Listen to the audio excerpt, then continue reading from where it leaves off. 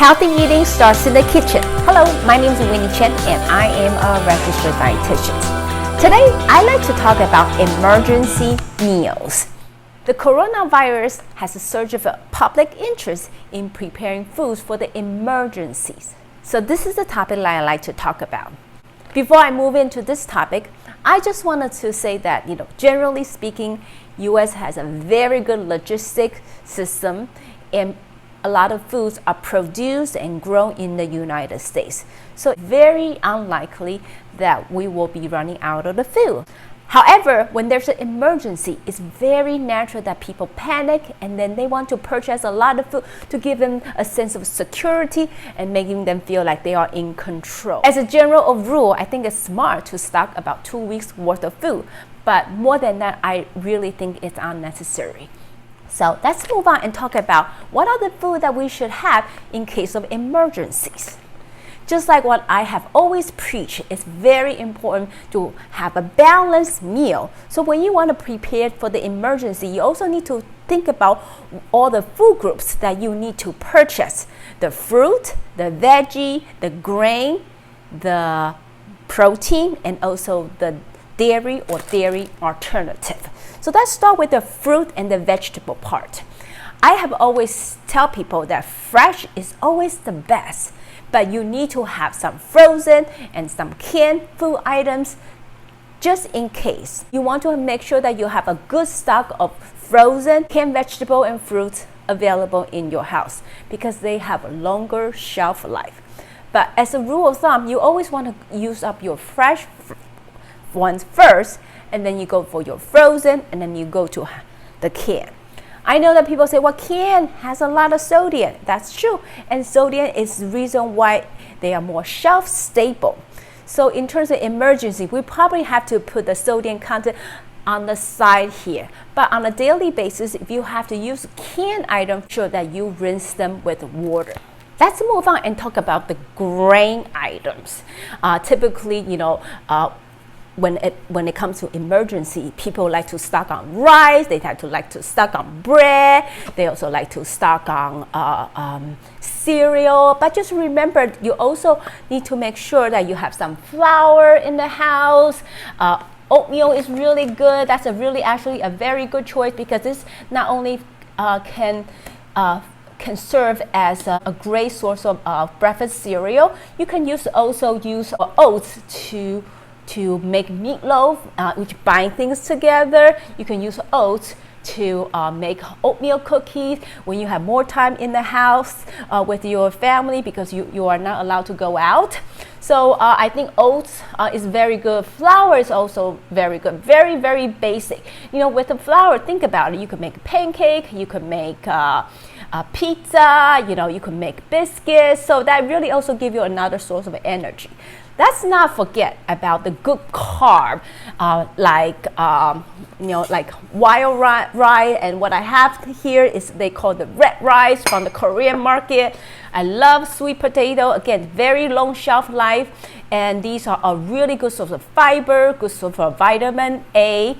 So I really like these good carb. And also beans. Beans is an excellent good source of carb, fiber, and also protein as well. So my source of beans, I like lentil a lot. I like black beans a lot. I like garbanzo beans a lot. You can use these to make soup, a complete meal with vegetable and protein and also good carb. So let's move on and also talk about the proteins. I just want to emphasize that, besides your regular chicken and beef and pork, let's not also forget about these plant protein like the beans, and these are things that you can stock all the time in your pantry.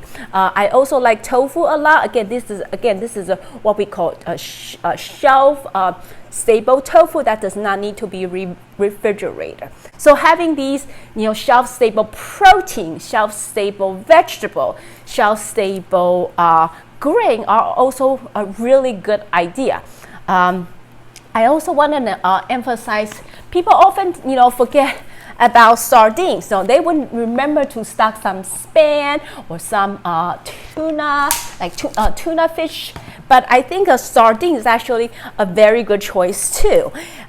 In terms of dairy, obviously, we always think about milk. You can also consider evaporated milk, which you then dilute with water.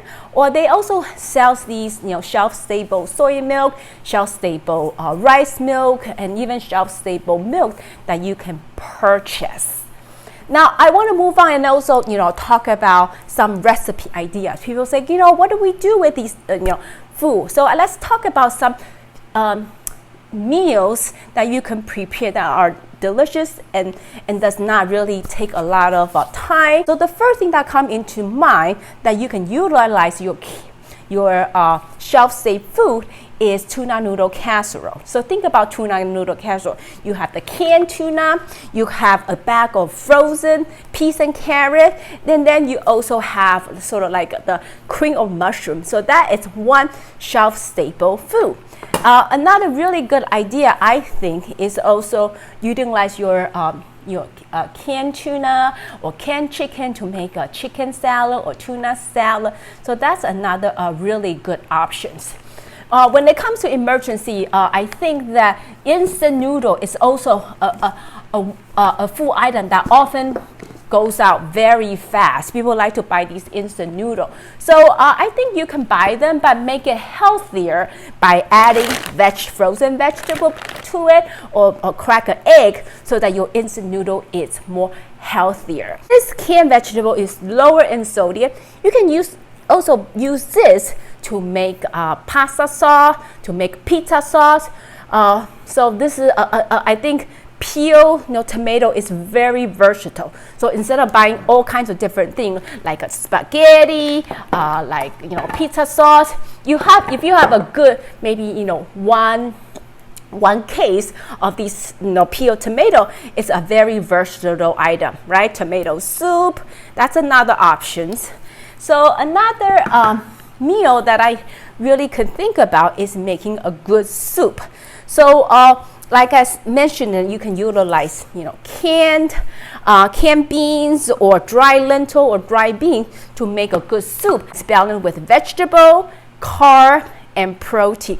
So maybe I can show you how to make a good lentil soup in the near future. This is just a short video about emergency preparedness for food. Hope everybody stay healthy and be safe.